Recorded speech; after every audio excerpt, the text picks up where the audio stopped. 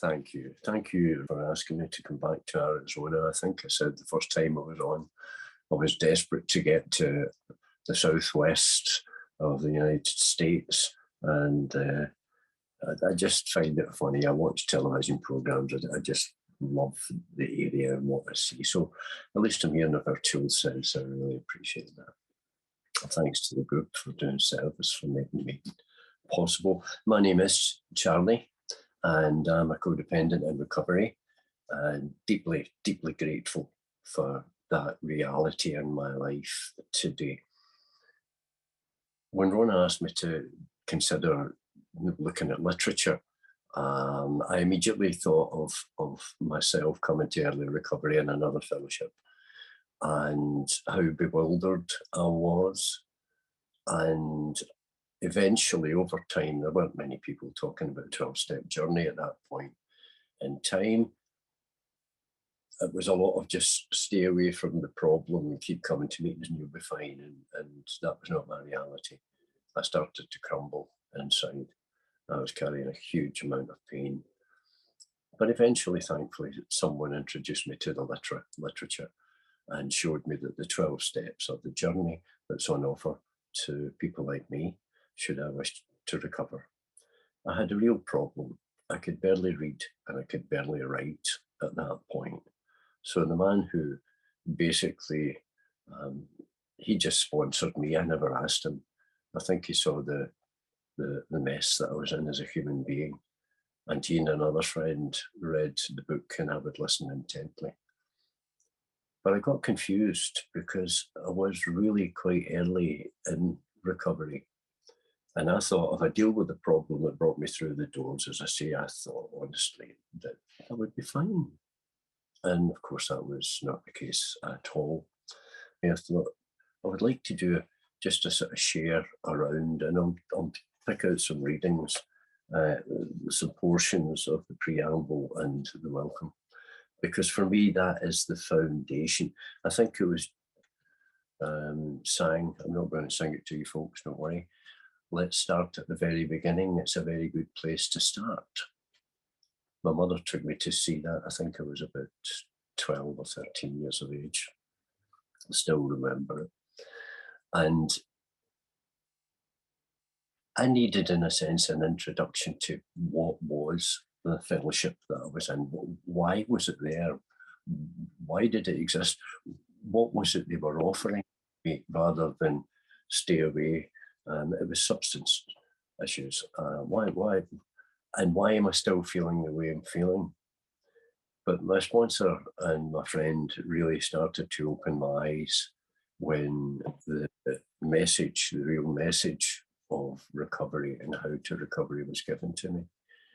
And I've tried to do that in my own recovery to make sure that the new person, if I can, and if they want to chat with me, I can express to them that if you start at the very beginning, it really is, because trying to read issues and stories were great. You know, when I eventually did learn how to read, the stories were great. I loved them. But the ideas in the program eluded me so much.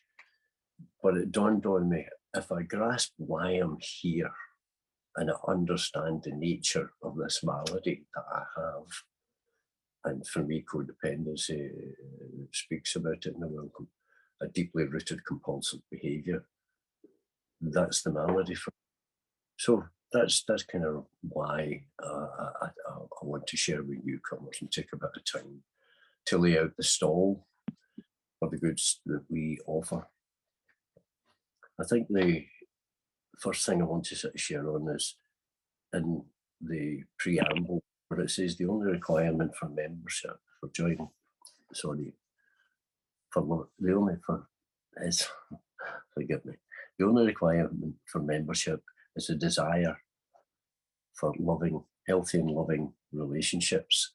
When I came to CoDA, I had been a long time in recovery, so I could grasp the idea of that, but I never felt that I had ever experienced or had that modelled to me. I've been married 3 times, but I didn't know what a healthy relationship was.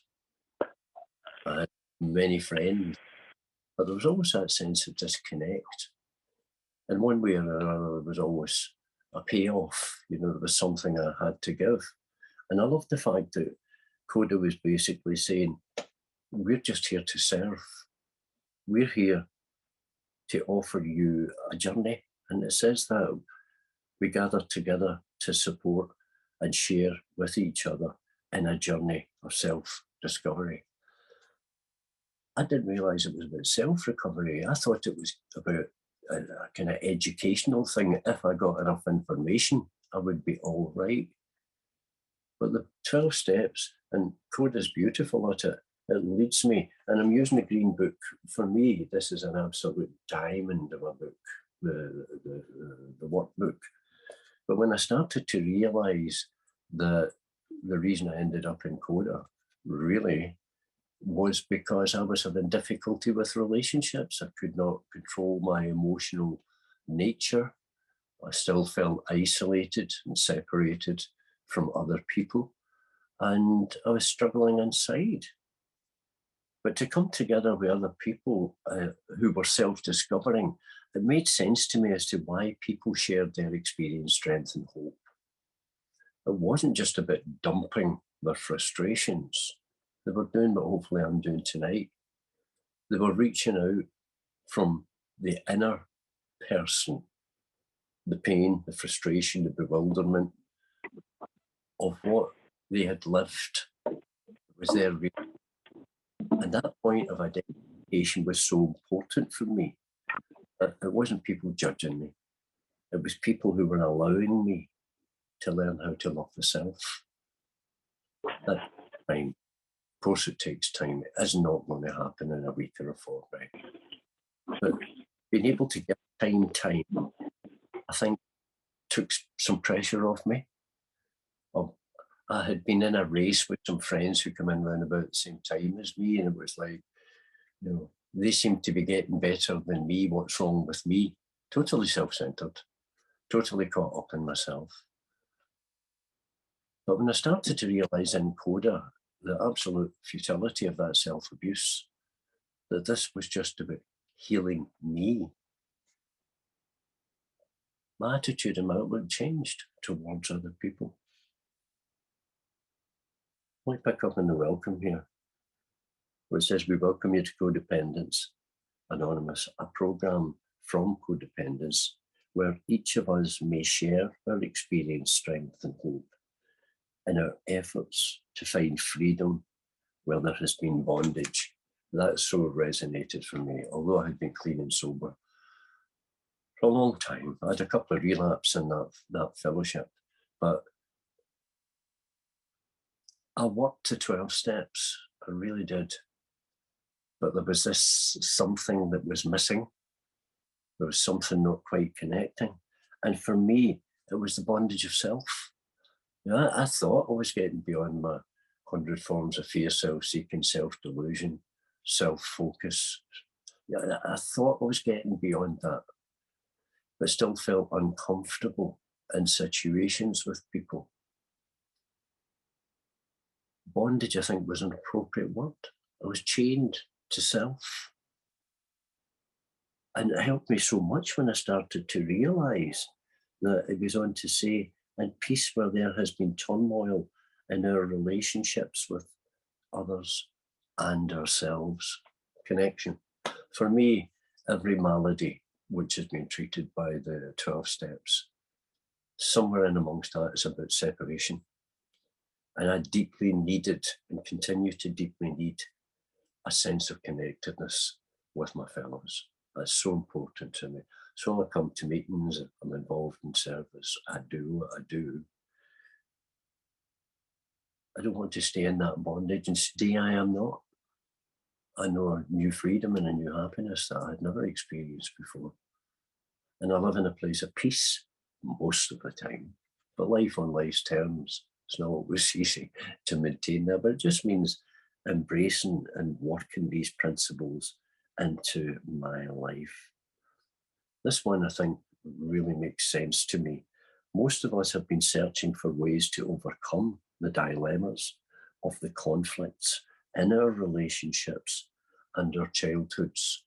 Now, I knew that I had a lot of conflicts from my childhood. My father was an alcoholic. Not long before he passed away, he put his hand up and said, "I think I'm an alcoholic." He was a violent man. He was very narcissistic. He controlled with an iron rod, or in his case, with an army belt. And my mother, and myself, and my two younger sisters, we really suffered a lot of physical, emotional, psychological abuse. I had no idea what was happening at that time. I was only a child. But later in life, and it's where I think the twist in me started to manifest, really became apparent. My family used to laughingly, and I think lovingly, say, "We think our Charlie's going, but he'll grow up and he'll be a priest or something. He's very gentle." But there came a point when I was anything but gentle. I was angry. I was frustrated. I was certainly bewildered. And it was out of what I now know was my fundamental character. It had been distorted. And the relationship that I had with myself was then being projected into the lives of others. Getting frustrated and resentful and jealousy, envy, all sorts of things coming up. But I didn't really have clear words in order to understand what they were and where they were coming from. Many of us were raised in families where addictions existed. Some of us were not.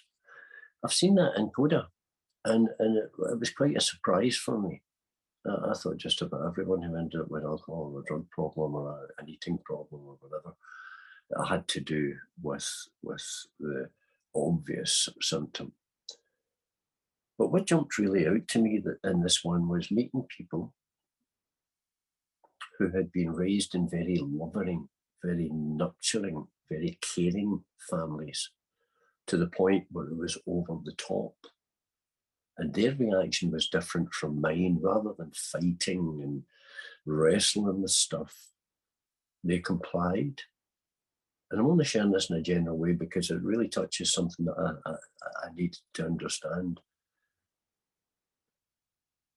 It's possible to be codependent from too much love, and perhaps it is from not enough love.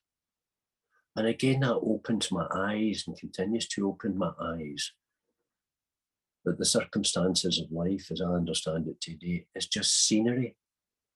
And the scenery can be very different for different people in different situations. And today, thank goodness, I can meet people where they are without thinking that they are greater or lesser than me. I can stand as an equal. I can even understand why, as they're sharing with me, especially on an individual basis, why they're in the pain that they're in. So the childhood thing really jumped out at me, and they expand it here. Many of us were raised in families where addiction existed. Well, tick. Some of us were not. That's true. In either case, we found in each of our lives that codependence is a most deeply rooted compulsive behaviour. Now, I knew that with the other stuff in my life. That made sense to me. I started to see the compulsive nature and, to some extent, the depth of the roots of codependence in my life and in my relationships.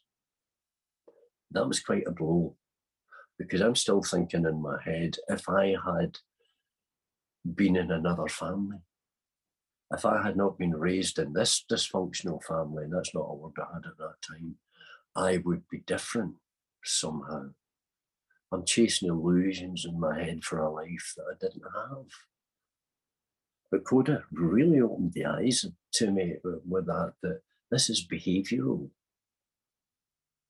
If you don't mind me mentioning, in Alcoholics Anonymous, Bill W., the guy who started this whole 12-step recovery thing off, made a statement, and I just resonated with me. He said, our liquor is but a symptom. We had to get down to causes and conditions. CoDA has allowed me to get down to causes and conditions, and that it is born out of our sometimes moderately, sometimes extremely dysfunctional family systems. And again, the conversation I often have with newcomers particularly, but sometimes people who have been around a while that maybe perhaps still a bit confused around this stuff, is to talk to them about your scenery is your scenery, my scenery is my scenery. But if we look for the similarities rather than the differences, perhaps we'll be able to start to see the denial, the avoidance, the control, the compliance. And certainly what I found for me, lying at the root of it all was the low self-esteem. Came to understand that my father, when he put his hand up to being an alcoholic, I began to get compassion for that man because I began to get understanding for him. And he's been gone a long time now. And his story was his story and mine was mine. But CoDA gave me the gift of being able to identify with my father, which I had never had before. I never felt any connection to the man. But I'm so grateful that CoDA gave me the gift to understand at last that it really wasn't anyone's fault. Either had the condition or didn't have the condition. I've met many people over the years. I've had a wonderful life. It's opened up, and I've met people that I would never have been able to meet before. And it fascinates me how I can feel very comfortable in their company without trying to project something that I'm not or hide something that I'm afraid they might see. I've learned self-honesty. We have each experienced in our own ways the painful trauma of the emptiness of our childhood and relationships throughout our lives. I always felt empty, one way or another. The chemicals helped to some extent until they became a real problem in their own right. Then I had nowhere else to go. That's when I really fell into despair, depression, deep frustration. That's why I ended up divorced 3 times. I wasn't a violent man towards my wife or my family. I was emotionally unavailable. And it wasn't that I didn't care. I did care. But I didn't realise I was being driven by trauma to self-protect, always feeling that I had something to protect. It certainly started in my childhood. It went through my other addiction stuff. It went through many years in recovery. But today, thank goodness, I can see very clearly that CoDA has given me a deeper understanding than I would ever have had on my own. And it ties in with the family thing, the next line here. We attempted to use others, our mates, our friends, and even our children as our source soul of identity, value, and well-being, and as a way of trying to restore within us the emotional losses of our childhood. I tried to do that, but I felt like an absolute fraud. I was trying to generate something in a behaviour that wasn't backed up emotionally. That's for sure. And that made matters worse. And there were many times I'd already, reached out in step 3 to contact with a power greater than myself. And many times the prayer was, why am I like this? Why do I feel this way? A joke among some of my friends when I shared it with them. When I said to them, I was convinced I was an alien who had been dropped off by a passing spaceship and they had never come back for me. And that is really the way I felt. I did not feel like a human being amongst other human beings, but it was the emotional losses. And it was this trying to use friendships, work colleagues, all sorts of things to get some sense of validation and worth. Or I've got a head that says, yeah, that's okay, but what about this and that and the next thing? Self-abuse. Low self-esteem turning into an abusive relationship with myself. That was really quite a frightening thing. We've all learned to survive life in CoDA. We are learning to live life. That's my experience. That's my strength. And I hope this is hope. Yeah, I wrestle with it from time to time, but I'm not living in deep codependency. I am the person I am, and I like the person I have become. But I had to be honest with myself. Step 6 and 7, I really needed to see what was lying at the root of it, the defects in my character. And they were quite easy to see because I had looked at them before in another fellowship. And it was the same material. The shortcomings. Where do I fall short? Well, I could pin the tail in the donkey through CoDA. I was emotionally blocked. I either could not feel or I overfelt. And there didn't seem to be any middle ground. No wonder I was trying to compensate through other people. Thinking, really believing, honestly believing that if I got in with the right crowd, if I met the right partner and we were compatible, I thought I had to work on these defects. And I'll tell you, the harder I tried, the more power, more energy I gave to them. I missed the point that the step was saying, you are powerless over Jeremy, what other people tell me. Whether that means trying to regulate them or change and regulate yourself, you are powerless. Everyone is on their own individual journey and they will be as they will be. And I don't know what issues in other people's lives, whether it was pain and misery or too much love, but if it's brought them to Codependence Anonymous, I began to understand why I could identify with these individuals. And it was so important. We have all learned to survive life, but in CoDA we learn to live life. I love that statement.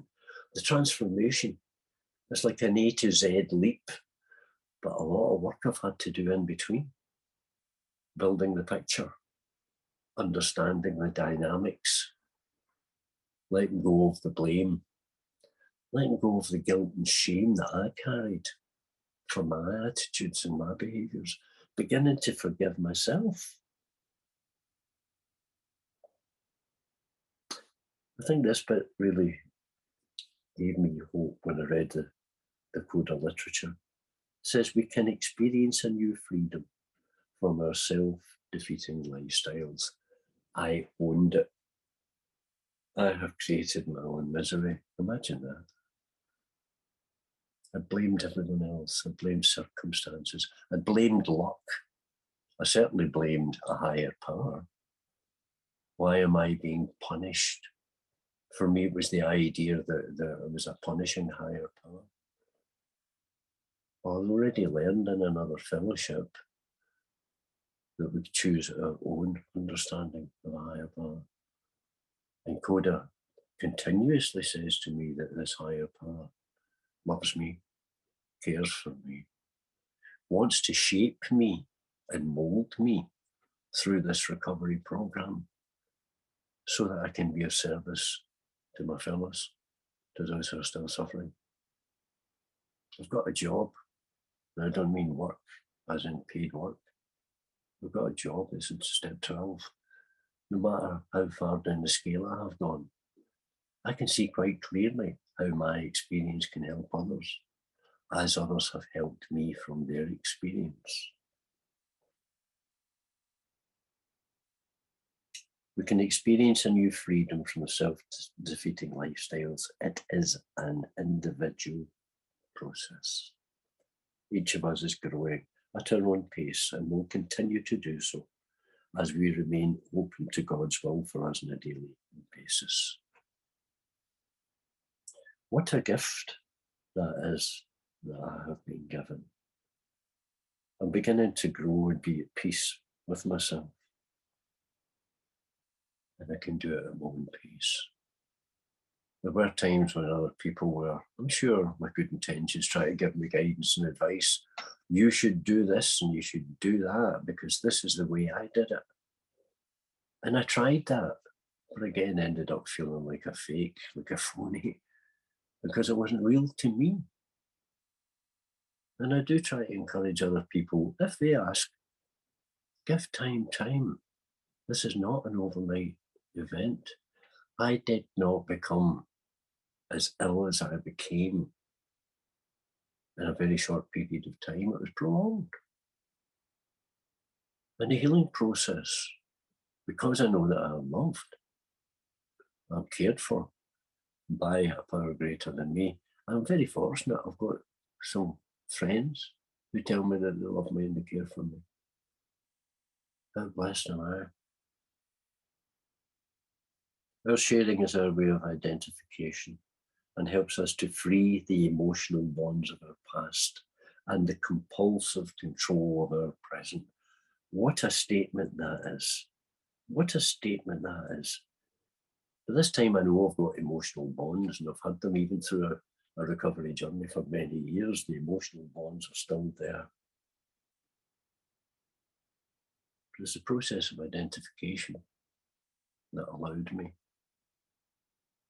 to connect with other people when they honestly shared their experience, strength, and hope, when they were able to talk about the horrendous fear, the fear of what hasn't happened yet, but will protect myself against it, the horrible sense of striving to fit in when I didn't know who I was myself and was suspicious and sometimes very jealous of other people.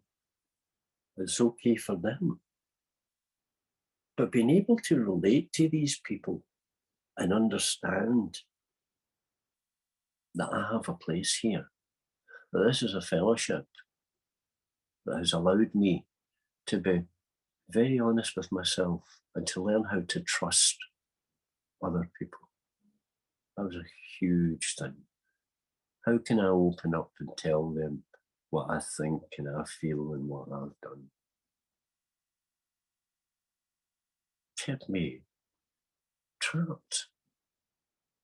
But the me, you see, is the me that I am. I've learned to let go and let God and willing to be shaped.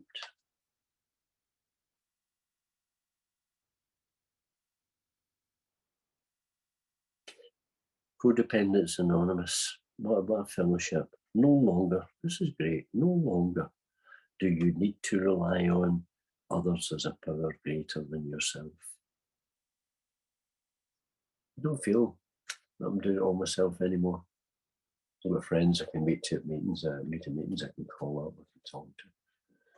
When I do get scared, because I do, especially at my age, I get quite scared.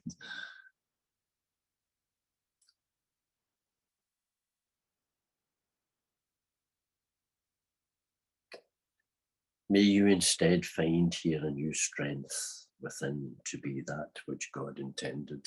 Step 11, praying for knowledge of God's will for me. I share this often. At one point, that prayer was, what do you want me to do today? Where do you want me to go? Who do you want me to meet? What do you want me to say? Do I put on red socks or blue socks? Will I turn left or will I turn right? It really did get as tight as that. What does God want me to be? What does God intend? Precious and free. That's the miracle. And I see it in CoDA all the time.